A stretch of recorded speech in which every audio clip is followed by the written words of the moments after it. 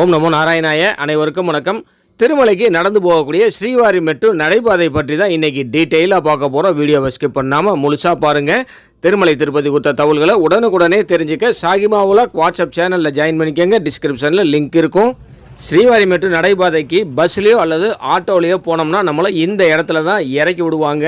இறங்கின உடனே இந்த ஸ்ரீவாரிமெட்டு பற்றிய போர்டு இருக்கும், எத்தனை படிகள் இருக்கும், எவ்வளோ தூரம் சொல்லிட்டு டீட்டெயிலாக போட்டிருப்பாங்க. இங்கே தான் பக்கத்துலேயே லக்கேஜ் கலெக்டிங் கவுண்டரும் இருக்கும். அந்த கலெக்டிங் கவுண்டரில் போய் நம்ம லக்கேஜுகளை கொடுத்தோம்னா திருமலைக்கு நம்ம ரீச் ஆகும்பொழுது நம்ம லக்கேஜ் மேலே வந்துடும். இங்கே காமன் ஹால்னு சொல்லிட்டு எதுவும் கிடையாது, நம்ம தங்கலாம் முடிகிறது. இது அலிபெரியில் பார்த்தோம்னா லக்கேஜ் கலெக்டிங் கவுண்டர் மாடியில் பெரிய ஹால் இருக்கும். அங்கேயே பாத்ரூம் ஃபெசிலிட்டி, ரெஸ்ட் ரூம் ஃபெசிலிட்டிலாம் இருக்கும். அங்கே போய் நம்ம கொஞ்சம் நேரம் ரெஸ்ட் எடுத்துகிட்டு கூட அலிபெரி நடைபாதையில் நடந்து போகலாம். ஆனால் இந்த ஸ்ரீவாரிமெட்டு நடைபாதையை பொறுத்த வரைக்கும் காமன் டாய்லெட் மட்டும்தான் இருக்கும், காமன் ஹால்லாம் இருக்காது. நம்ம ரெஸ்ட் எடுக்கிறதுக்கான வாய்ப்பு இந்த ஸ்ரீவாரிமெட்டு நடைபாதை ஆரம்பிக்கக்கூடிய இடத்துல இருக்காது. இதுதான் அந்த luggage collecting counter. Luggage collecting கவுண்டர்லேயே நல்ல கூட்டம் இருந்தது. நான் போகும்பொழுது, நான் போனது சனிக்கிழமைங்கிறதுனால ஸ்ரீவாரிமெட்டு மலைப்பாதை வழியாக மட்டும் கிட்டத்தட்ட 50,000 70,000 பேர் நடந்து வந்திருப்பாங்கன்னு நினைக்கிறேன். அவ்வளோ க்ரௌடு இருந்தது இந்த லக்கேஜ் கலெக்டிங் கவுண்டரில். லக்கேஜுகளை கொடுக்கறதுக்கே எவ்வளோ கூட்டம் சொல்லி பாருங்கள். அவ்வளோ கூட்டத்தை மீறியும் லக்கேஜை கொடுத்துட்டு தான் நம்ம இந்த ஸ்ரீவாரிமெட்டு மலைப்பாதை வழியாக போகணும்னு இல்லை. லக்கேஜை நம்ம கையில் எடுத்துகிட்டு போக முடியும். நமக்கு தோணுச்சு நம்ம கையிலேயே எடுத்துகிட்டு போகலாம். போகிற பாதையில் நிறைய ஹோட்டல்ஸோ அல்லது நிறைய ஷாப்ஸோலாம் பார்க்க முடியாது. இதுவே அலிபெரி வழியாக நம்ம நடந்து போகும்பொழுது வழியிலேயே நிறைய கடைகள் இருக்கும், ஜூஸ் சென்டர்ஸ் இருக்கும், சாட் ஐட்டம்ஸ் இருக்கும், நிறைய ஸ்நாக்ஸ் வாங்கி சாப்பிடலாம். அதற்கான வாய்ப்புகள்லாம் இங்கே கிடையவே கிடையாது. 2000 படிக்கு மேலே தான் கடைகள் இருக்கும். ஸ்ரீவாரிமெட்டு மலைப்பாதைக்கு கீழே இருக்கக்கூடிய கடைகள்லேயே நமக்கு தேவையான பொருட்களை வாங்கிக்கிறது நல்லது. நாங்கள் போகும்போது கீழே ஒரு ஐஸ்கிரீம் மட்டும்தான் சாப்பிட்டோம். கையில் பெரிய அளவில் பொருட்கள் எதுவும் எடுத்துகிட்டு போகல சாப்பிட்றதுக்கு. 2 கடலை மிட்டாய் பாக்கெட் மட்டும்தான் இருந்தது. அதை வச்சே நாங்கள் மேலே ஏறிட்டோன்னா பாருங்கள். இதோ ஸ்ரீவாரிமெட்டு நடைபாதை ஆரம்பிக்கக்கூடிய இடம். சங்கு சக்கரத்தோட திருநாமம் இருக்கும். இங்கே நிறைய பேர் பூஜை செய்துட்ருப்பாங்க. நிறைய பேர் இங்கே தேங்காயும் உடைச்சிட்டு தான் பெருமாளை வேண்டிட்டு இந்த பாதை வழியாக நடந்து போக ஆரம்பிக்கிறாங்க. இது எதனாலன்னு பார்த்தீங்கன்னா, பெருமாள் தாயாரோட திருமணம் முடிச்சுட்டு மலைக்கு ஏறி போன பாதை தான் இந்த ஸ்ரீவாரிமெட்டு நடைபாதை. அதனாலேயே இந்த பாதையில் ஏறுறதுக்கு முன்னாடி பெருமாளுக்கு பூஜை செய்துட்டு நிறைய பேர் ஏறுறாங்க. ஸ்டார்டிங் பாயிண்ட்லேயே பெரிய ஜல பிரசாதம் இருக்கும். இங்கேயே நமக்கு தேவையான தீர்த்தங்கள், அதாவது தண்ணீர் வேணும்னா பிடிச்சிக்கலாம். போகிற பாதையிலையும் அங்கனா வச்சுருக்குறாங்க. டாய்லெட் ஃபெசிலிட்டியும் ஒரு 200 படிக்கு ஒரு இடத்துல டாய்லெட் ஃபெசிலிட்டி வச்சுருக்குறாங்க. ஸ்ரீவாரிமெட்டு மலைப்பாதைக்கு நடந்து போகக்கூடிய இடத்துலையே அந்த போர்டும் இருக்கும். மொத்தம் 2388 படிகள் இருக்குது. 2.1 கிலோமீட்டர் நம்ம மேலே ஏற போகிறோம்னு சொல்லி போர்டு இருக்கும். சபரிமலைக்கு போகும்போது எப்படி நம்ம கன்னிமூல கணபதியை வேண்டிட்டு போகிறோமோ அது மாதிரியே ஸ்ரீவாரிமெட்டு மலைப்பாதையில் நம்ம ஏறும் பொழுது அங்கேயும் ஒரு பெருமாள் இருப்பார். அவரை தரிசனம் பண்ணிவிட்டு நம்ம இந்த ஸ்ரீவாரிமெட்டு மலைப்பாதை வழியாக நடந்து போகலாம். இந்த பெருமாளுக்கும் நிறைய பேர் அர்ச்சனை பண்ணிகிட்டு இருந்ததை பார்க்க முடிஞ்சுது. இதோ ஸ்ரீவாரிமெட்டு மலைப்பாதையில் ஏற ஆரம்பித்தாச்சு. நிறைய பேர் சொல்லுவாங்க ரொம்ப ஸ்ட்ரீப்பாக இருக்கும், ஏறுறது கடினம்னு சொல்லியிருப்பாங்க. அதெல்லாம் கிடையாதுங்க. நம்ம மாடி ஏறுற மாதிரி தான் இருக்கும். அதாவது நம்ம வீட்டில் இருக்கக்கூடிய மாடிப்படி ஏறக்கூடிய அளவு தான் ஸ்ட்ரீப் இருக்குது. ஒரு சில இடங்களில் மட்டும் பார்த்தோம்னா ரயில்வே ஸ்டேஷனில் பிரிட்ஜுக்கு போகிறதுக்கு படி வச்சுருப்பாங்க பார்த்தீங்களா, அந்த அளவுக்கு ஸ்ட்ரீப் இருக்கும். அவ்வளோதானே ஒழிய ரொம்ப நட்டுக்குத்தலாக இருக்கும், பெரிய பெரிய படிகளாக இருக்கும் அப்படின்லாம் சொல்லுவாங்க. அதெல்லாம் கிடையவே கிடையாது. யார் வேணாலும் ஈஸியாக ஏறி போகக்கூடிய பாதை தான் இந்த ஸ்ரீவாரிமெட்டு மலைப்பாதை. நான் முன்னர் சொன்ன மாதிரியே பெருமாள் தாயாரோடு நடந்து போன பாதைங்கிறதுனால இதில் ஏறி போகிற யாருக்குமே பெரிய அளவில் டயர்ட்னஸ் தெரியாது. பெருமாள் நடந்து போன பாதையை நம்மளால் ஒரு நிமிஷம் கண்ணை மூடி ஃபீல் பண்ணணும்னு வச்சுக்கோங்க. அடுத்து எந்த ஒரு தொந்தரவும் நம்ம உடம்புக்கு இருக்காது. ஏன் சொல்கிறேன்னா, எனக்கு கால்வலிலாம் வெளியில் இருக்கும்போது, அதாவது வீட்டில் இருக்கும்போது கால்வலி முட்டி வலிலாம் இருக்கும். ஆனால் இந்த ஸ்ரீவாரிமெட்டு மலைப்பாதை வழியாக போகும்பொழுது கொஞ்சம் கூட வலி எனக்கு தெரியல. நான் மட்டும் இல்லை, என் கூட நிறைய பெரியவங்கள், சின்ன குழந்தைகள்லாம் ஏறி வந்தாங்க. அவங்க யாருக்குமே அந்த முட்டி வலியோ பாத வலியோ கால் வலியோ எதுவுமே தெரியல. அங்கன எமர்ஜென்சிக்கு நம்பரும் எழுதி போட்டிருக்கிறாங்க. ஆனால் பெரிய அளவில் யாரும் யூஸ் பண்ணலை. நம்ம படியில் ஏறி போகும்பொழுதே அங்கன நம்ம எத்தனை படி ஏறி இருக்கோம், இன்னும் எத்தனை படி ஏறணும்னு சொல்லி போர்டு வச்சுருப்பாங்க. அதை பார்த்துக்கிட்டே நம்ம ஏறலாம். அதே போல் ஒரு சில இடங்களில் பார்த்தோம்னா அந்த படிகள்லேயே செதுக்கியும் வச்சுருப்பாங்க. இத்தனை படி ஏறி வந்திருக்கோம் அப்படின்னு சொல்லி படிகளோட எண்ணிக்கையை செதுக்கியும் வச்சுருப்பாங்க.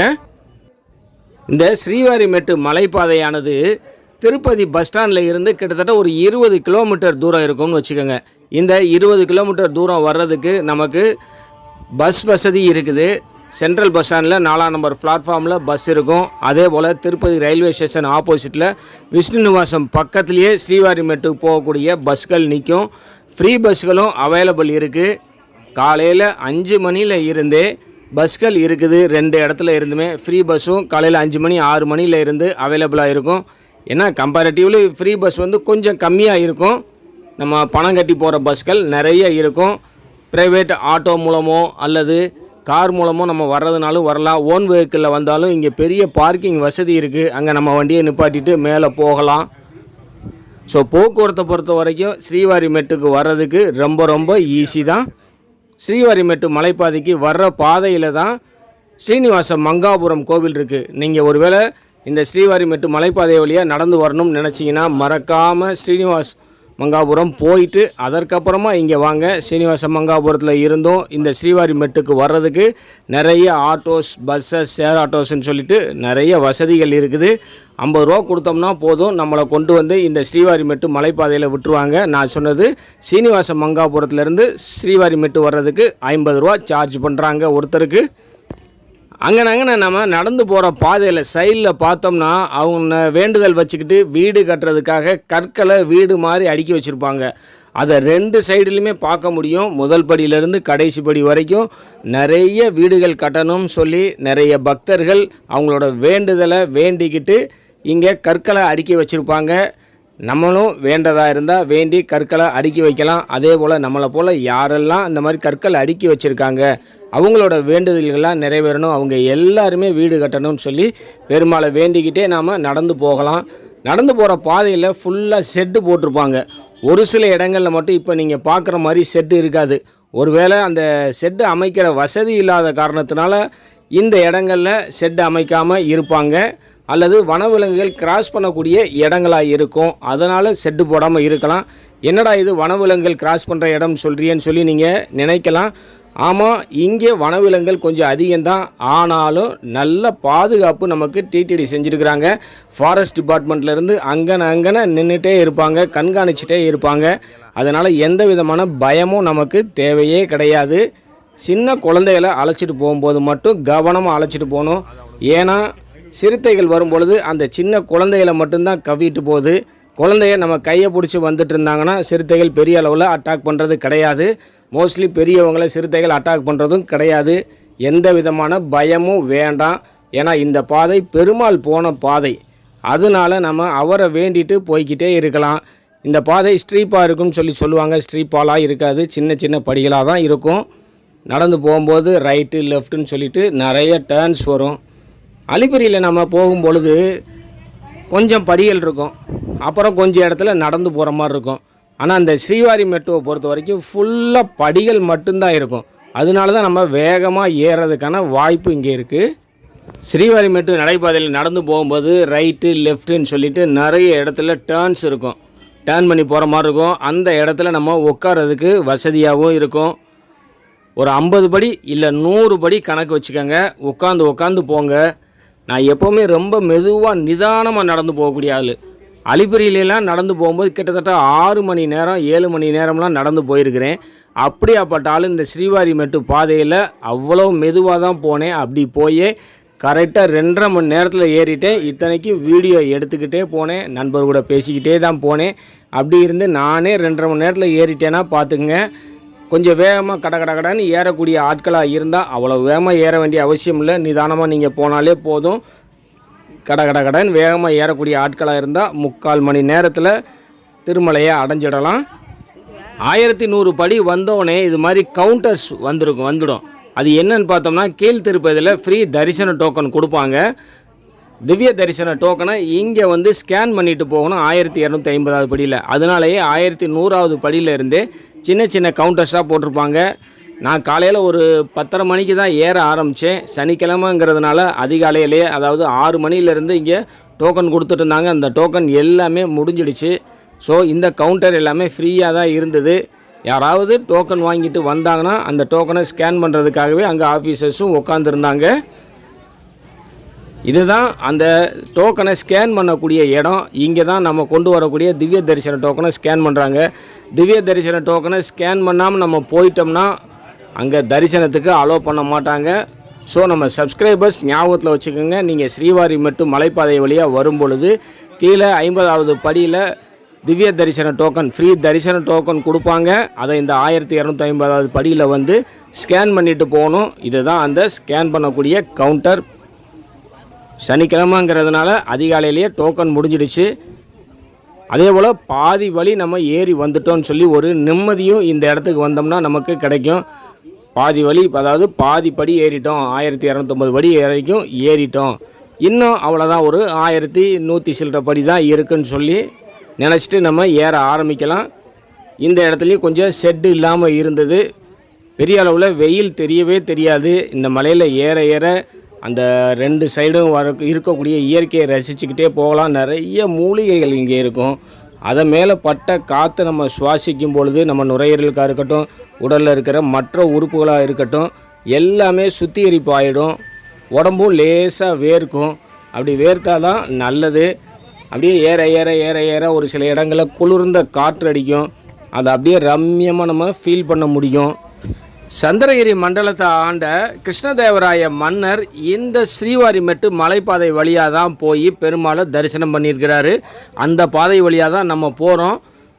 பாதி தூரம் நம்ம வந்துட்டோம்னு சொன்னேன். திரும்பி பார்த்தோம்னா நிறைய ஷெட்டுகள் தெரியும். ஆகா, இவ்வளோ தூரமாக நம்ம கடந்து வந்தோம்னு சொல்லி நம்மளே வியந்து பார்ப்போம். 1250 படிக்கு மேலே நான் போகும்பொழுது ஒருத்தருக்கு ஹார்ட் ப்ராப்ளம் வந்துடுச்சு போல். சிபிஆர் கொடுத்துட்டு இருந்தாங்க. அதை பார்க்க முடிஞ்சுது. கொஞ்சம் கவலையாகவும் இருந்தது. அங்கே இருந்த எல்லாருமே அந்த சிபிஆர் கொடுத்துட்டு இருந்த அந்த பேஷண்ட்டுக்காக வேண்டிக்கிட்டாங்க. அவர் சரியாகணும்னு சொல்லிட்டு எல்லாருமே அந்த இடத்துல வேண்டிக்கிட்டோம். ஸ்ட்ரெச்சர் வந்துட்டுருக்குன்னு சொல்லி சொன்னாங்க. ஒரு கார்ட்ஸ் தான் ரொம்ப வேகமாக சிபிஆர் கொடுத்துட்டு இருந்தாங்க. இங்கே இயற்கை பார்க்குறதுக்கு அவ்வளோ அழகாக இருக்கும்.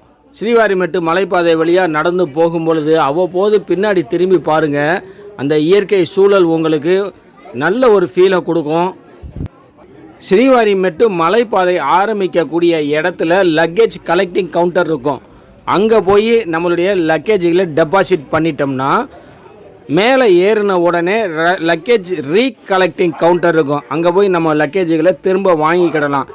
இதில் நம்ம நோட் பண்ண வேண்டிய ஒரு விஷயம் இருக்குது. என்னன்னு கேட்டோம்னா, இந்த ஸ்ரீவாரிமெட்டு மலைப்பாதையை அதிகபட்சம் 2.5 மணி நேரம் 3 மணி நேரத்தில் நம்ம ஏறி வந்துடுவோம். ஆனால் லக்கேஜ் கலெக்டிங் கவுண்டரில் நம்ம லக்கேஜுகளை கொடுக்கும் பொழுது ஒரு வண்டி மூலயமா தான் மேலே எடுத்துகிட்டு வருவாங்க. அந்த வண்டி ஃபில் ஆனால் தான் மேலே எடுத்துகிட்டு வருவாங்க. ஸோ லக்கேஜை ரீகலெக்ட் பண்ணுறதுக்கு மேலே போன பின்னாடி 1 மணி நேரம் 2 மணி நேரம் வெயிட் பண்ணக்கூடிய வாய்ப்புகளும் இருக்குங்கிறத தெரிஞ்சுக்கிட்டு லக்கேஜுகளை கீழே கொடுத்துட்டு அதுக்கப்புறமா மேலே ஏறுங்க. என்னடா இது, நம்ம இவ்வளோ வேகமாக மேலே வந்துட்டோம், லக்கேஜ் வர இவ்வளோ லேட் ஆகுதுன்னு சொல்லிவிட்டு யாரும் ஃபீல் பண்ண வேண்டாம். ஏன்னா நிறைய பேர் அந்த இடத்துல ஃபீல் பண்ணி உட்காந்துருந்ததை என்னால் பார்க்க முடிஞ்சது. நாங்கள் கீழ் திருப்பதியில் ஸ்ரீனிவாசத்தில் ரூம் போட்டிருந்ததுனால எங்கள் லக்கேஜெல்லாம் அங்கே வச்சுட்டு ஏறினோம். எங்களுக்கு பெரிய அளவில் எந்த ப்ராப்ளமும் வரலை.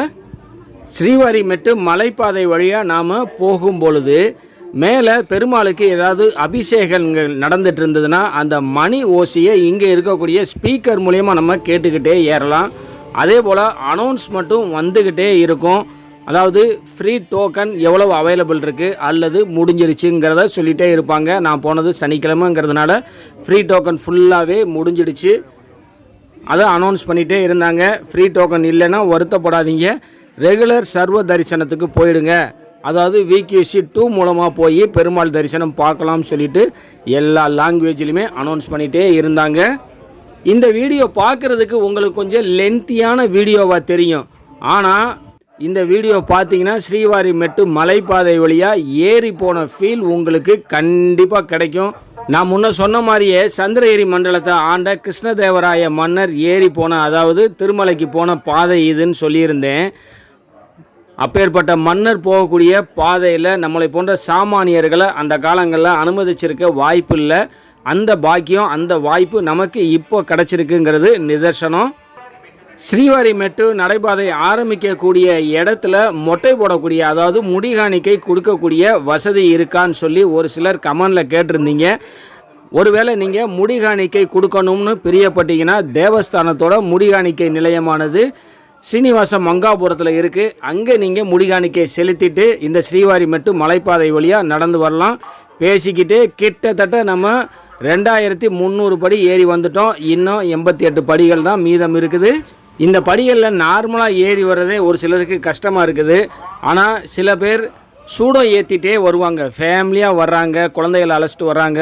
ஒவ்வொரு படியாக ஒருத்தர் சூடம் வச்சுட்டே போவார், ஒருத்தர் மஞ்சள் குங்குமம் வச்சுட்டே போவாங்க. சூடம் ஒருத்தர் வச்சுட்டு போனால் பின்னாடி ஒருத்தர் மெழுகுதிரியோ இல்லை ஏதாவது ஒருத்தரை பார்த்தேன், அவர் லைட்டர் வச்சு அந்த சூடத்தை கொளுத்திக்கிட்டே வந்ததை பார்க்க முடிஞ்சுது. நிறைய பேர் இது மாதிரி சூடம் ஏற்றிட்டே வராங்க. மஞ்சள் குங்குமம் ஒவ்வொரு படிக்கும் தடவி கும்பிட்டுக்கிட்டே வர்றாங்க. ஒரு சிலர் ஏறி வரக்கூடிய இடத்துல முட்டி போட்டு ஏறி வந்தாங்க. அதை பார்க்குறதுக்கு ரொம்ப பிரமிப்பாக இருந்தது. கடைசி நேரத்தில் இந்த பொண்ணு முட்டி போட்டு ஏறி வந்துட்டுருக்குறாங்க.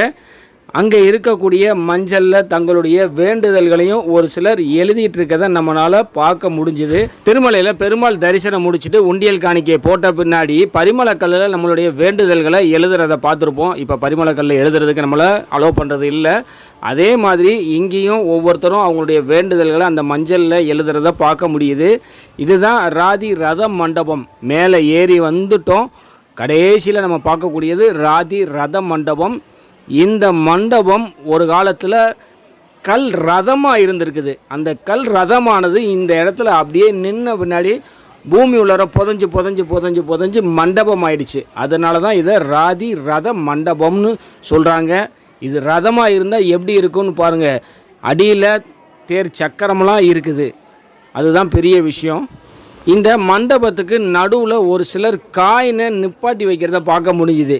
அதாவது ஏதாவது வேண்டுதல் சொல்லிக்கிட்டே தங்களுடைய காயினை இந்த மண்டபத்துக்கு நடுவில் நிப்பாட்டி வைக்கும் பொழுது அது நின்றுச்சுன்னா, அதாவது அந்த தரையில் சின்ன கேப் இருக்குது, அந்த கேப் உள்ளர நிப்பாட்டி நின்றுச்சுன்னா நம்மளுடைய வேண்டுதல் நிறைவேறுங்கிறது ஐதீகம். ஸ்ரீவாரிமெட்டு மலைப்பாதை வழியாக ஏறி வந்து முடித்த உடனே ஒரு பார்க் பார்க்கலாம். அங்கே ஓய்வு எடுக்கிறதுக்கு சூப்பரான இடம். நான் முன்னாடி சொன்ன மாதிரி லக்கேஜ் வர்றதுக்கு லேட் ஆச்சுன்னா இந்த பார்க்கில் கொஞ்ச நேரம் நம்ம ரெஸ்ட் எடுக்கலாம். மேலே ஏறி வந்தோடனே ஆங்காங்கே இது மாதிரி போர்டு நம்ம பார்க்கலாம். திருமலையில் இருக்கக்கூடிய பூக்கள் அனைத்துமே பெருமாளுக்கு சொந்தம். ஸோ பெண்கள் தலையில் பூச்சூட வேண்டாம் சொல்லி ஒரு போர்டு வச்சுருப்பாங்க. இதுதான் அந்த லக்கேஜ் ரீகலெக்டிங் சென்டர். லக்கேஜ் ஒரு வேளை கீழ்த்திருப்பதில் கொடுத்துருந்தீங்கன்னா, அதாவது ஸ்ரீவாரிமெட்டு நடைபாதை ஆரம்பிக்கக்கூடிய இடத்துல உங்கள் லக்கேஜை கொடுத்துருந்தீங்கன்னா இங்கே வந்து கலெக்ட் பண்ணிக்கலாம். இங்கேயும் கீழே இருக்க மாதிரியே ஒரு பெரிய ஜலப்பிரசாத நிலையமும் இருக்கும். ஸ்ரீவாரிமெட்டு மலைப்பாதை வழியாக இதுக்கு முன்னாடி நீங்கள் போயிட்டு வந்திருந்தீங்கன்னா உங்களுடைய அனுபவங்களை கமெண்டில் சொல்லுங்கள். இனிமேல் போகக்கூடியவங்க இந்த வீடியோவை இன்னொரு வாட்டி பார்த்துட்டு போங்க, உங்களுக்கு ரொம்ப வசதியாக இருக்கும். இந்த வீடியோ உங்களுக்கு பயனுள்ளதாக இருந்தால் லைக் பண்ணுங்கள், ஷேர் பண்ணுங்கள். நம்ம சாயிமா விலாக் யூடியூப் சேனலை சப்ஸ்கிரைப் பண்ணி பக்கத்தில் இருக்கிற பெல் ஐக்கனை ப்ரெஸ் பண்ணி வச்சுக்கிட்டிங்கன்னா நான் போடுற ஒவ்வொரு வீடியோவும் உங்களுக்கு நோட்டிஃபிகேஷன்லேயே வந்துடும். திருமலை திருப்பதி குறித்த உங்களுடைய டவுட்டை கமெண்ட் செக்ஷனில் கேளுங்க, நான் பதில் சொல்கிறேன். அனைவருக்கும் நன்றி. ஓம் நமோ நாராயணாய.